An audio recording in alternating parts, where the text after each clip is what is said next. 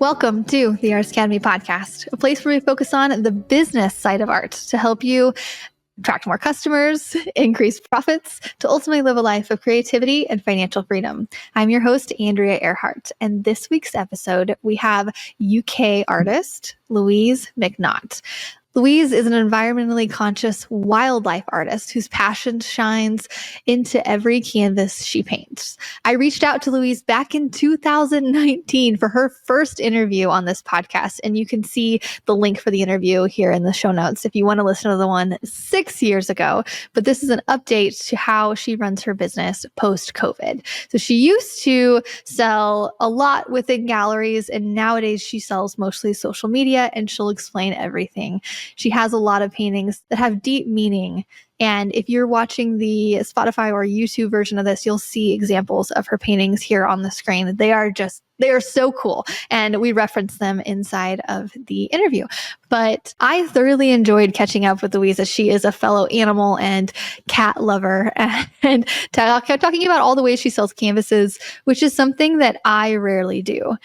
To me, selling a customized wall mural is so much easier than selling a canvas painting that came out of, my brain only. It's so much easier to sell customization, but she paints the creativity that just flows out from her brain onto the canvas. And she shares with us how she's able to be dedicated to show up to the canvas to paint, how she keeps sketchbooks full of creative ideas, and everything in between. So let me know what you think about this week's updated episode with Louise McNaught.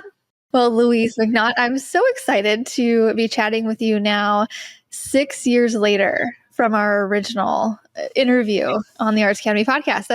That's so crazy to me. But for anybody who hasn't listened to that first interview that we did 6 years ago, can you tell us a bit of a snapshot about how you got into the arts, and then catch me up on the last 6 years and how you're selling your art nowadays?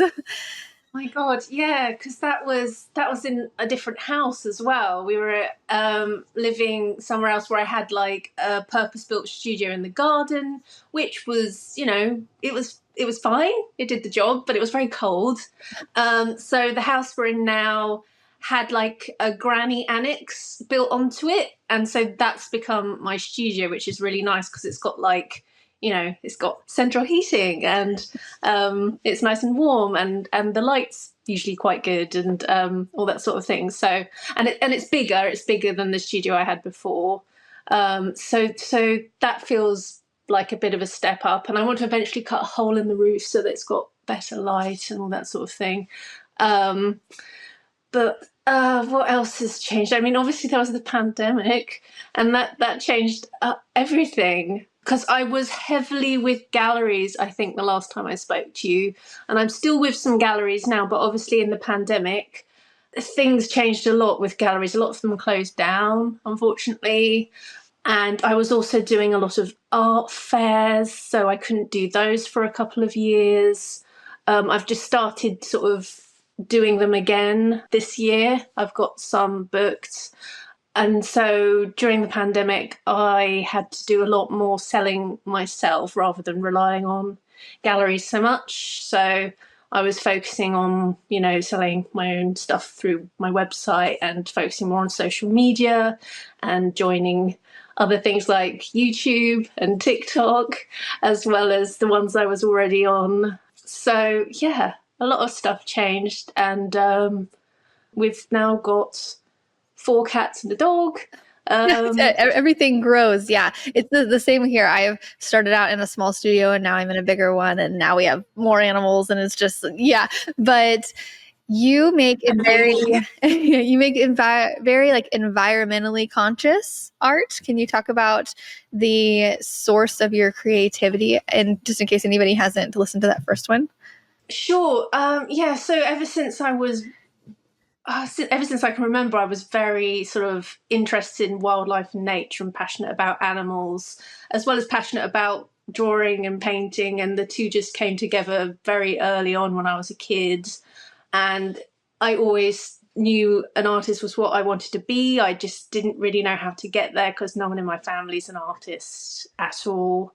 So I had to kind of like find my own way when I was older into the art world. I suppose the pivotal point was doing a fine art degree and going to see galleries and meeting, gallerists and things like that, and getting into galleries and things just sort of taking off from there. But yeah, the kind of art I do is like sort of it's hard to describe, but it does feature a lot of endangered species because I think it's very important that they're covered. But I do them in kind of a way it's more contemporary with a twist. They're not like straight animal portraits or anything. A lot of them have the symbolism tied in with the animal usually behind it as well. Yeah, the one you have behind you, the bees, it looks like the bee is falling. And then you did some with bees that looked like their wings were on fire. Oh yeah, I did some with the falling bees, and the bees were actually on fire as well to sort of further heighten their plight. And it was funny because some people didn't even notice that their wings were on fire, but that they obviously noticed they were falling because they're not the right way up. But I love painting bees. They're one of my favorite animals to paint, and they're just so important. So I do end up painting them a lot. And I just finished painting a massive one. It's the biggest one I've ever painted, which I've just sent off to a gallery. And I've started doing them on like fluorescent backgrounds as well, because I think that sort of acts as like a highlighter even more. So yeah, that's something I'm working on at the moment. One of my favorites of yours. So I am a huge Care Bear fan from when I was younger. Oh And yes, so, yes. yeah, so can you describe how you painted the endangered bears or to raise awareness towards the bears? And so you had like a polar bear that, so it would look like a Care Bear, but it was a polar bear. Yeah, I think I called them real Care Bears or something. So I used the Care Bear series as like inspiration and used endangered bears as if they were a Care Bear. So it was like a polar bear with the sort of wish bear symbol on his tummy. And it was a very cute series that I really enjoyed doing. But I just thought it was because it's nice to bring a bit of humour in sometimes if you can. It was kind of like and I was a child of the 80s, so I loved the Care Bears as well. And it just kind of tied it all together. And yeah, that was a fun series to do. Yeah. So you mentioned that you are on TikTok now and YouTube and all of those things. And so I was thinking with the content of your art, I feel like it would like raise a lot of conversation on TikTok. Do you get a lot of comments, or what's your main social media platform, and what have you seen now getting on TikTok and YouTube, and like are sales coming from there? And so all the questions. All the questions. Yeah, it's weird because I joined YouTube and TikTok, I'd probably say about 3-4 years ago. It does seem like a very good platform for like interaction and conversation, and there's quite a nice vibe on there. It's generally quite supportive on TikTok and YouTube, but I also find it's got a very young demographic, so there's not so much the sales happening on there, but my audiences are bigger on there. Like I've got 83,000 on YouTube or something, and Wow. 50 on TikTok. Yeah, so you can grow on there really quickly, but I wouldn't say it necessarily translates into a lot of sales, although it's aging up a bit now. But I'd still say for sales, it's got to be Facebook and Instagram, because the people on there are a bit older and they can, they've got income to spend on art. So I think it's useful to have the platforms for awareness of what you do and all that sort of thing, but it doesn't always necessarily translate into sales. So it just depends what you want from the platform, I think. Yeah. So do you mostly do videos, or do you do some photos mixed in there? I find that I feel like on Facebook, photos do better. And lately, I feel like carousels on Instagram are doing really well. What do you think? Yeah, no, definitely on Facebook. I sometimes put on the odd video, but I think mainly photos for some reason are the main thing on Facebook. I suppose you can do photos on TikTok, but it feels really weird and I don't really understand it. So it's mainly videos on there. And obviously you can't really do photos on YouTube unless they're part of like, because you can do stories on there and stuff. So you can have kind of like a photo with moving stuff on it, like stickers or whatever. But and the carousels, as you say, they're doing quite well on Instagram sometimes at the moment as well. So that's nice because I miss the old Instagram. I really do. It was so much easier. And then on YouTube, are you doing YouTube Shorts? Yes, mainly YouTube Shorts. I've got a few longer videos on there, but it's just having the time to do long videos is it's not really possible for me because my work's so detailed. It takes up so much time. So it's mainly shorts that I'm putting on there, and I find that I can sometimes use the same shorts that I'm using on Instagram or TikTok. I can sometimes use them on there as well, depending what they're about. Okay. Yeah, I do that as well. I found YouTube Shorts a couple of years ago, and I just repurposed my reels from Instagram and then just put them on YouTube. And yeah, I don't know. I don't really know if there's actually I'm getting sales from that or not. But my subscriber number is going up. So yeah, that's the thing. It's easier to grow on their channels, especially YouTube. I found, but it doesn't. I don't know if it translates into sales or not. It's hard to say. Not many, if it does. Yeah. Okay. So yeah, I guess that translates to if anybody's listening and you're like, should I try? I feel like you're behind on TikTok. You feel like I don't feel like I'm getting many sales from there, and you don't either. So it's like Instagram. No, but I'm sure there must be people that do. But then there's people on there with millions of followers, which is a big difference to like whatever I've got. So maybe that makes a difference. Yeah. Yeah. So since COVID happened, you backed out of a lot of galleries, or that just wasn't an option, and so you started more. Well, yeah, a lot of them were not open or eventually closed or have closed since, because some were okay and then they found that things petered out after COVID. So there don't seem to be as many galleries around.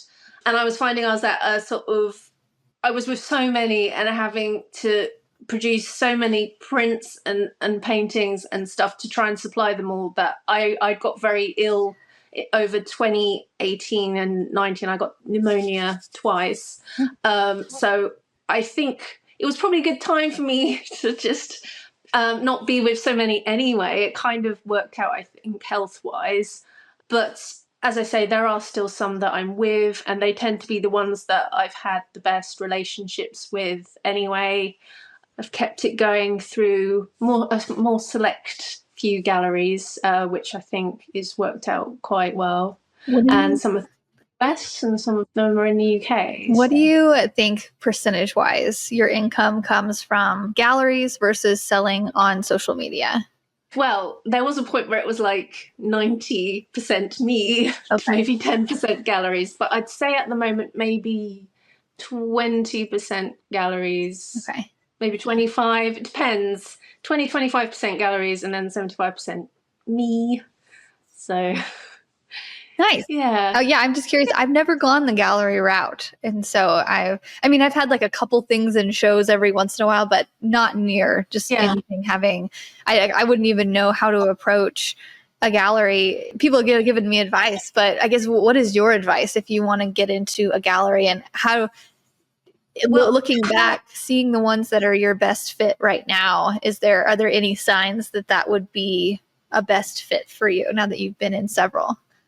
I started with a gallery back in 2011. They were called Degree Art, and they were specifically for people who had like either finished their degree or were doing their degree near towards the end of their fine art degree.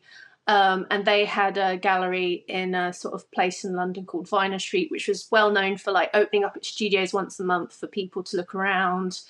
And I was with them sort of exclusively in the end for about 3 years because we were selling a lot together. It was enough to be like sort of a decent income.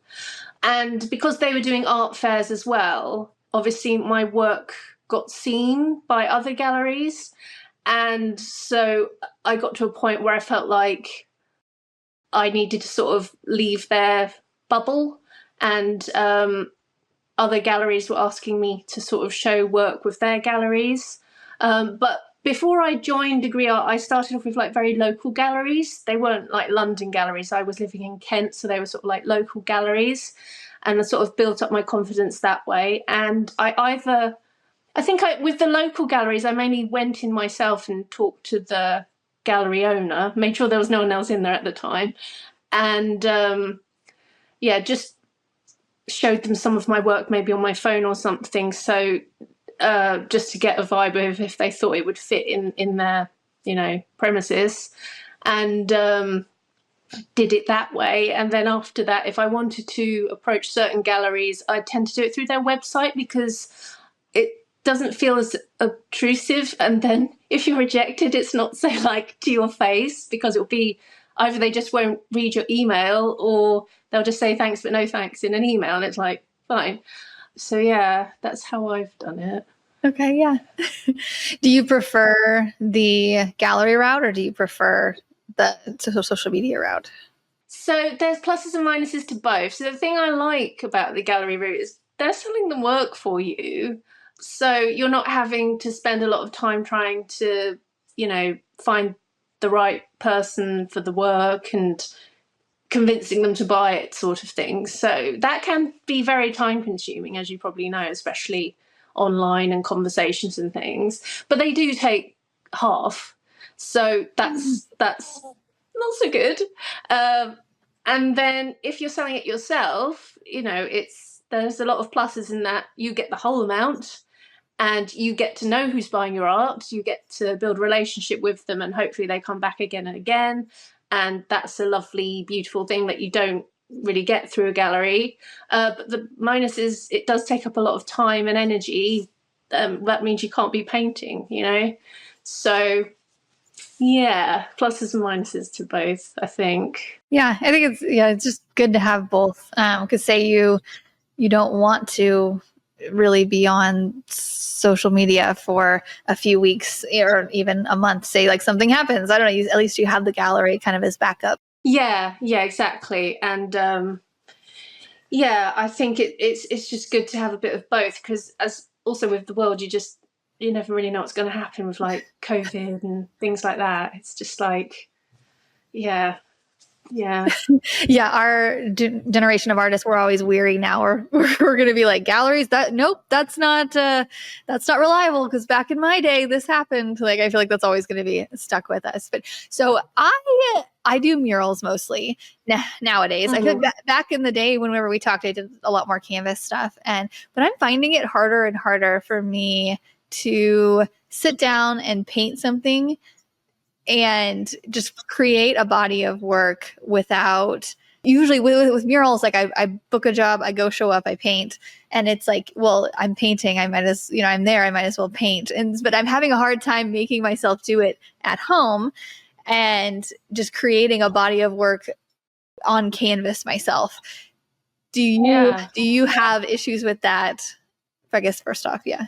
I have the opposite problem. Oh, I can't stop. That's my problem. It's like my brain's constantly thinking about art, and I'm doing it any sort of spare moment I can do it, because it's my living. So if I don't paint, the bills don't get paid and the cats don't get fed. And,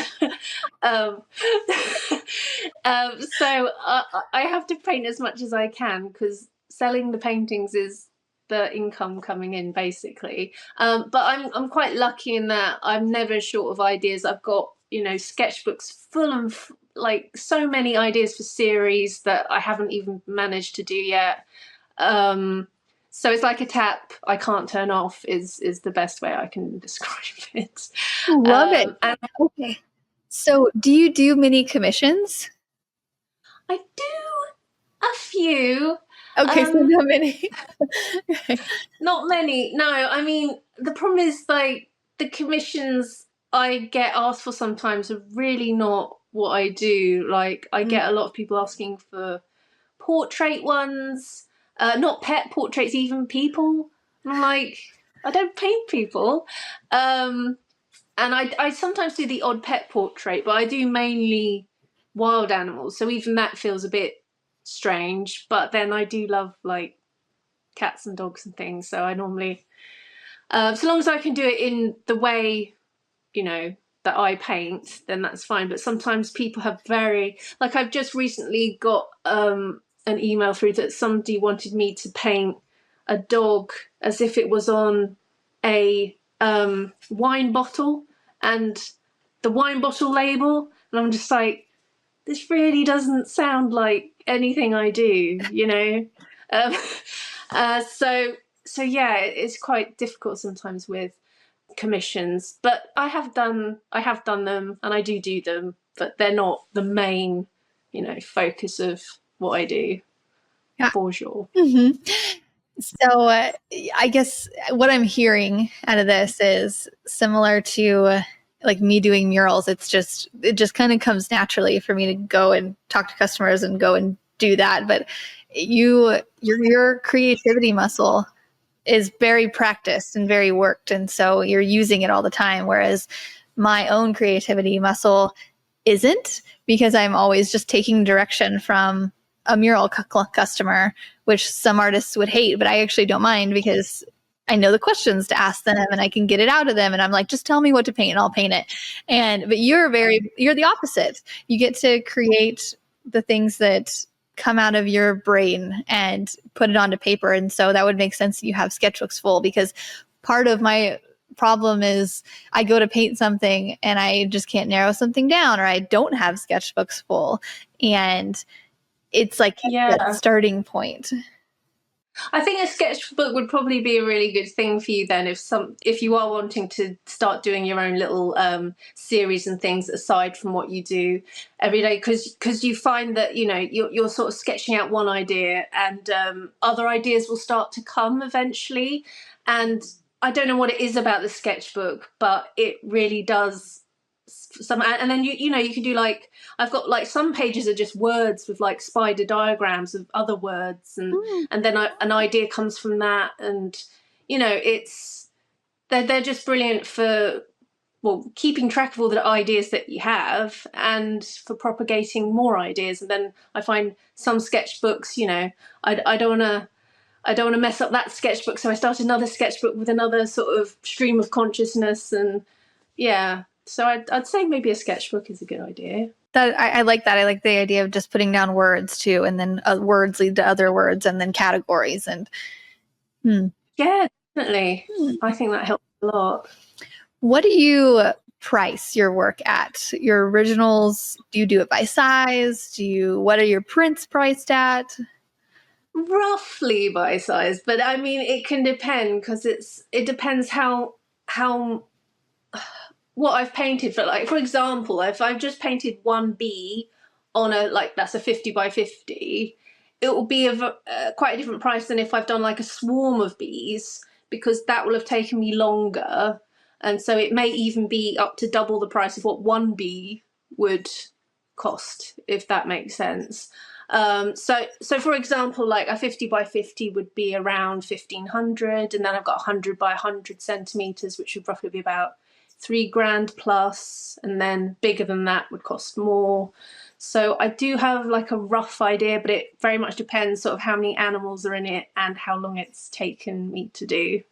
Okay. Well, what's the percentage of original paintings that you sell versus prints, like income wise, like 50-50 or? No, I mean, it was when I'd say it was nearly 50-50 when I was with lots of galleries, but now I've got fewer galleries and I'm selling a lot myself. I find for some reason my clients love originals over everything. So I do tend to sell a lot more originals than prints. And plus, I don't release a lot of prints so much anymore. Okay.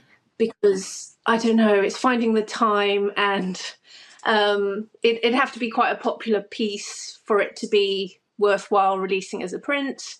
So you have to kind of wait for the demand for releasing that print. So I'd say it's probably 85-90% originals. Wow, that's amazing. Yeah. That's the hardest thing for me to sell, is an original anything.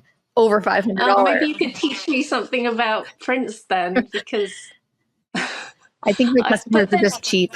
So, maybe you've got a larger audience as well, so that maybe. yeah. Maybe.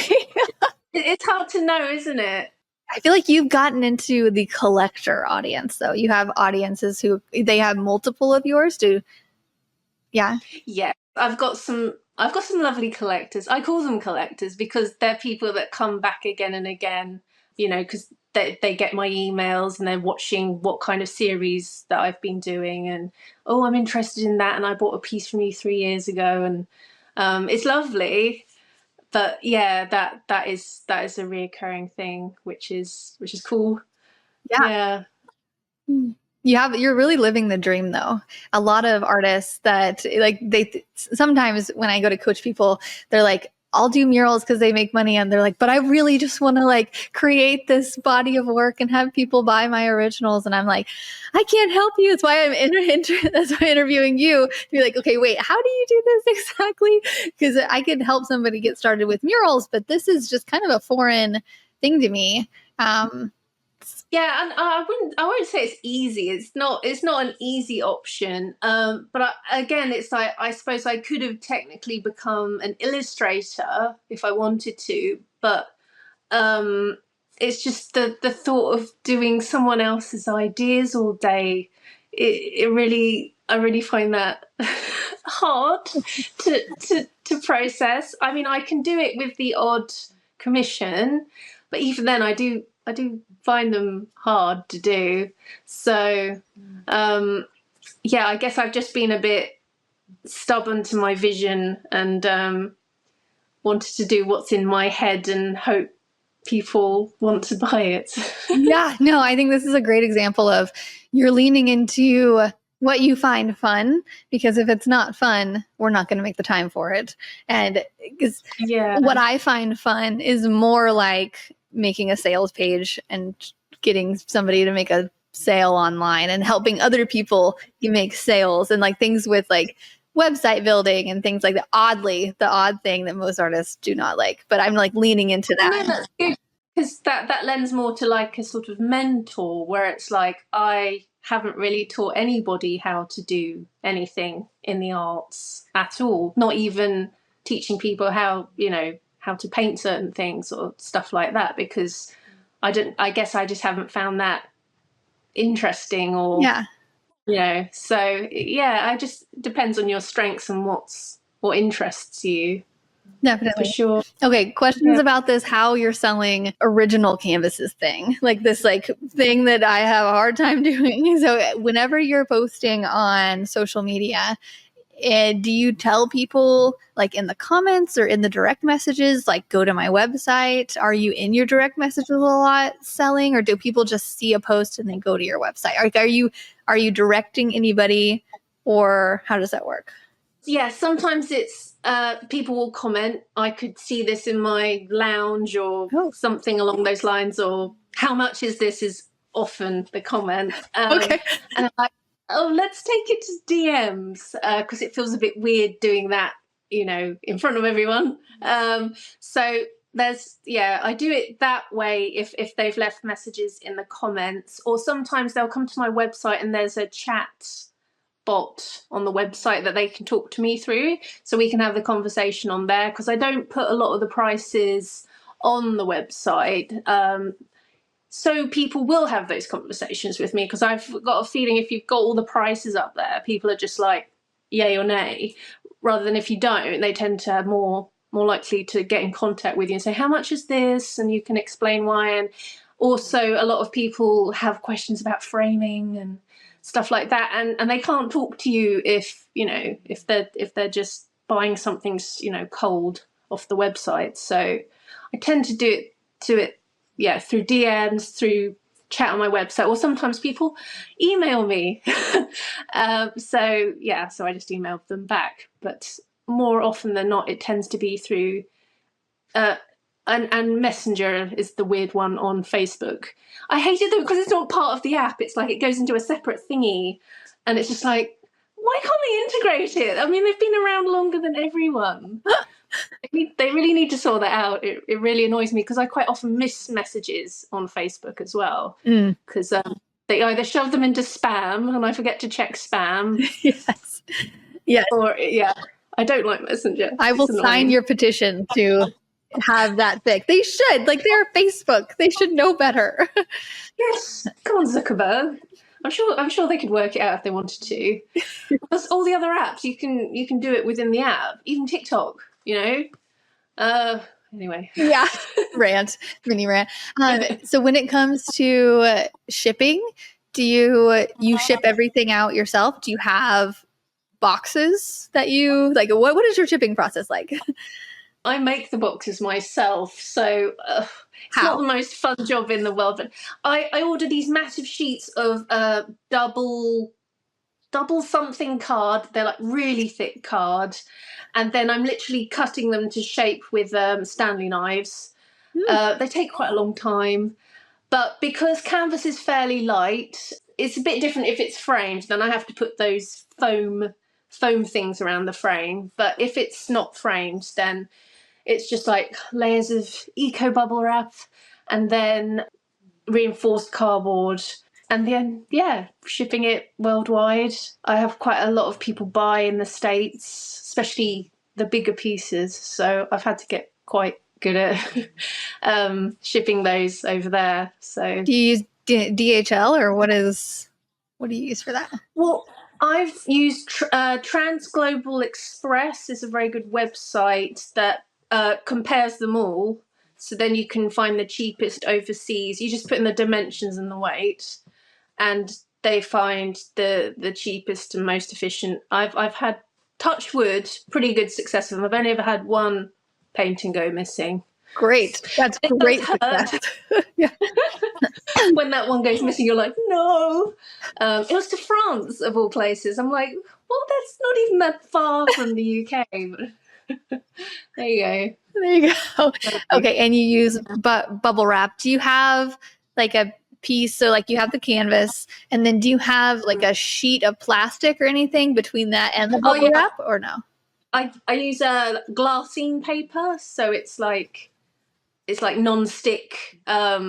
It's kind of like a tissue paper, but it's got like a special protective layer on it, and that goes on because then there's no chance of like the canvas sticking to the paper. Okay, but it should be dry. It should be dry, but glassine paper, then eco bubble wrap, then lots of cardboard. Okay, so, I gotcha. Yeah, yeah. I'm just imagining this process because I did several where I would paint small or big ones and then shipping them out, and it was just maybe if I just did it more, it would be no big deal. But it was just like another layer of things to do. But I guess it would be just like it's time consuming. Yeah, and you can buy like boxes that are near the size of what you're looking for. If you're doing like, it's when you get quite big, you don't tend to get the ready-made boxes, which that's why I buy sheets. Like my sheets are about 150 by 120 centimeters, so they're like massive cardboard sheets. Okay. So I'm like trying to do math in my head, like putting everything for your centimeters to inches. I'm like, yeah, that's so big. No, sorry, I forget. Yeah, it's inches over there. It doesn't matter. Yeah, 40 inches roughly is 100 centimeters, I think. Okay, how much are you paying for shipping, and do you just give that cost to the customer? It depends, because sometimes I do a deal where I'm like free shipping. Okay, I try not to like pass it on to the customer, but sometimes it's so much that there has to be some of it passed on. If you can get away with not using crates, it depends very much on the artwork, but if you're using crates, it's going to jack up the weight, and then that's going to cost you a lot more. But I'm finding like sending big canvases to the States is roughly between 150 and 200 pounds. So it's okay. Yeah, that's not terrible. Okay. No, because I've heard the other way from the States to the UK, it's a lot more. It can be. It can be a lot. There was one that it was like charging me like $350, $400, and I was like, what? Why? It's like when it gets over a certain size, it's like, and I have a couple of canvases that are like right at that size. So I'll like smash it down. I'm like, no, I am not adding that extra 2 inches and paying an extra $150 for shipping. And yeah. Yeah, it's pretty crazy. And then I get people going, well, can you take them off the stretcher bars and roll it up and then send it in a tube? And I'm like, but then it might get like, I'd worry about the canvas and the paint getting wrinkled and stuff. Okay. So I try not to do that, but I know some people do. Okay. So what I'm gathering from this is like, eat the shipping cost or put the shipping cost into the total price. Don't charge your customer unless you really like need to. And I like that, because Yeah, even just charging like $7 for shipping on prints, it's people like things just stay in the cart. They just go yeah. away. People don't want to pay for the shipping. They don't even want to think about it. So if you can sort of, if there's any way to get rid of it altogether, then I think that's the best way. The problem with me though is because I have people buying from my website, you know, when I put stuff on there, like say I do a series drop and there's people from the States and people from the UK, and it's a very different shipping cost to the States than to just in the UK. So I have to, it's hard to try and factor that all in for everyone, but I try my best. Best. Yeah. Okay. Yeah, lots of stuff to think about. Okay. What's the last bit of advice that you have for artists who want to make this a full-time career, but are just kind of stuck in all of the logistics? And then we can talk about your podcast if you would like to. I haven't even started it yet. But It's just a thought I had. Starting from like nothing, or yeah, or just like they've created some paintings and haven't sold them, and they're just kind of like lost, and they're looking up how to do this on YouTube, and then they come across this, and they're like, oh, I'm going to listen to this interview to maybe help me, because it's a sad world when I have 10 paintings piled up and I can't sell them or something. Yeah, I mean, obviously starting, I'd say start with Facebook and Instagram, get yourself a channel going. It'll take a while, just, you know, don't expect things to happen straight away. You've got to build up a community of people that love your work, and that, because you're not just selling the art, you're selling you. So you've got to factor that all in and not be afraid to show your face, even though it's really hard. I had huge trouble with that in the beginning. I just really didn't want to be on camera at all, but I'm just like, you kind of have to be. So I'd start off with those two platforms and then see how you get on. And if you want to go through the gallery route as well, start local and small, and don't scare yourself too much, and then work your way up that way. That's how I did it anyway. And I felt that was a more natural way to go.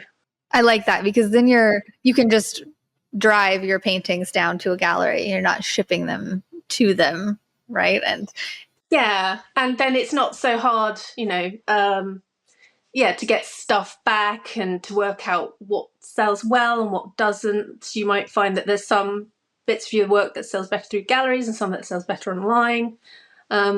Yeah. So we started talking again recently because you were thinking about starting a podcast. And what kind of things would you like to talk about on your podcast? Yeah.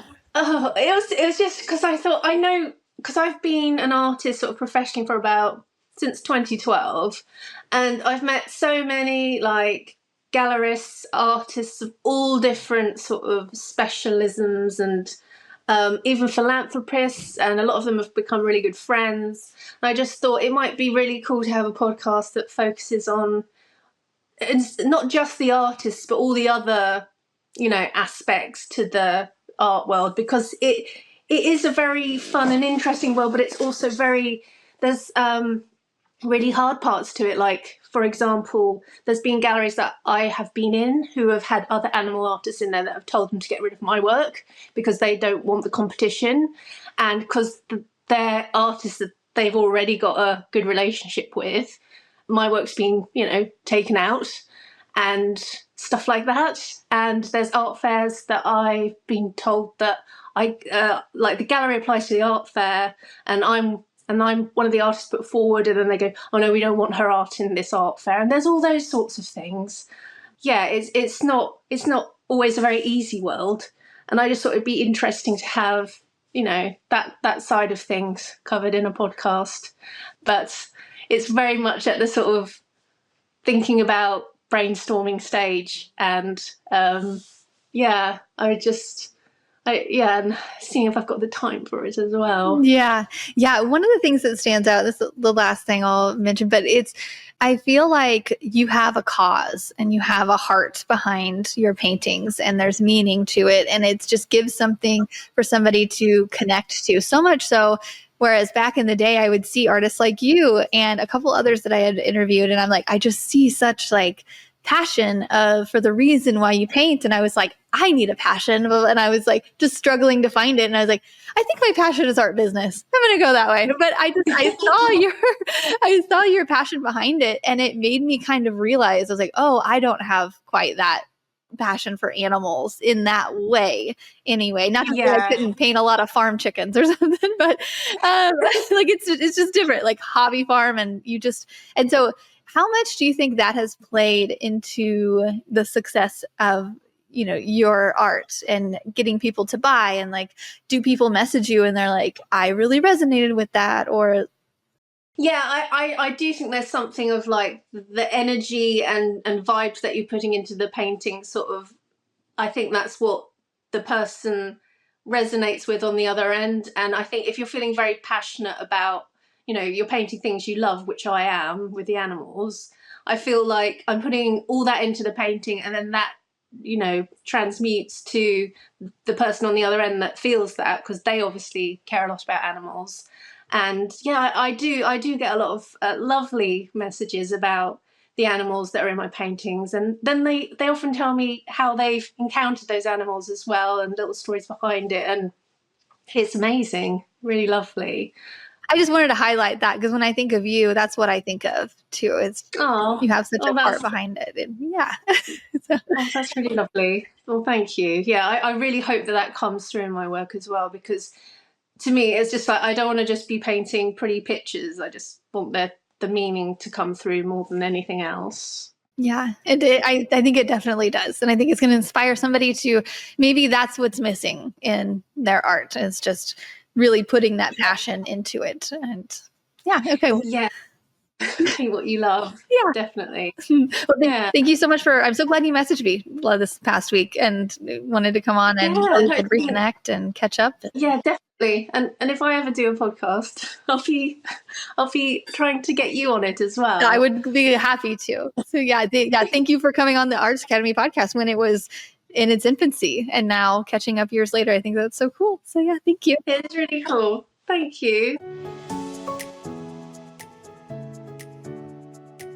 Thanks for listening to another episode of the Artist Academy podcast. I so appreciate you tuning in every week, and I would also appreciate if you could do me a very small favor and possibly share this episode either on social media. You can tag me or even just write me a note in my DMs saying what you liked about the podcast, what you want to see more of, anything. I love getting any and every feedback, especially in the form of a review, 5 stars only. That's all we accept on Apple or Spotify.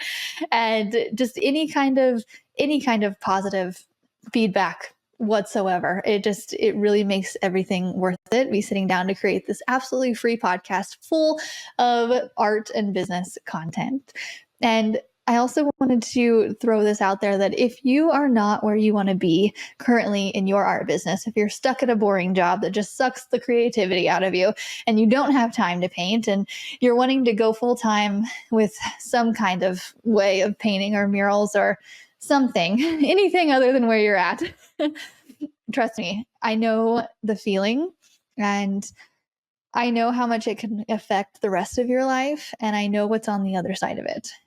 There's a lot of hard work and there's a lot of tips and tricks in the middle, but that's why I created the Artist Academy membership. It's only $37 a month, and it takes artists from aspiring or beginner to full-time and up to 6 figures. I've helped more artists than I can count or think of at the moment quit their jobs, and go full time into painting, and I can help you too. It's such a crazy, confusing, tough time, especially in that first year. That's why I specialize in helping artists within that first year of business, because that's the hardest part, taking the first step, figuring out how to get those first couple clients, and then we work from there. I've helped multiple artists reach even the 6-figure mark, and I can help you too. If you're ready to make 2025 the year that you finally go full time into the creative industry and make good money with your art, and I want to invite you into the Artist Academy membership to view my over 100 plus art and business tutorials. There's everything from how to paint large scale to how to make a marketing plan for this year. And every single month, I update it with new content of what's working right now, what's working on social media, what are the things that I'm doing, specific things with templates, with email scripts, with all the things that you need, that you just go right over the headache of it all, and I just give it to you, and you make it your own, and you grow your own unique art business the way you want to. Inside the membership, I open up my business and show you what I'm pricing per job, how the job went, what I learned from it, how I got that customer, and how I'm repeating that over and over again to build a 6-figure plus consistent art business for the last 10 years. I think I've been doing this for about 10 years and teaching for almost 6 years. Crazy. So I've heard it all. I've heard all of the excuses, all the hurdles, and I can help you through them. They say a mentor can see your future a lot more clearly than you can. That's why you hire one, because when you're going through the tough times and thinking that you can't do it, I'm here and I know you can, and I can help you get around that hurdle and reach to the next hurdle and then the next one, and then yeah. So $37 a month. Go to artistacademy.co to join. There are no minimums. Cancellation is super easy. Stay as long as you want. Gather as much as you want, and grow your business as much as you want this year. Go to artistacademy.co to join the membership.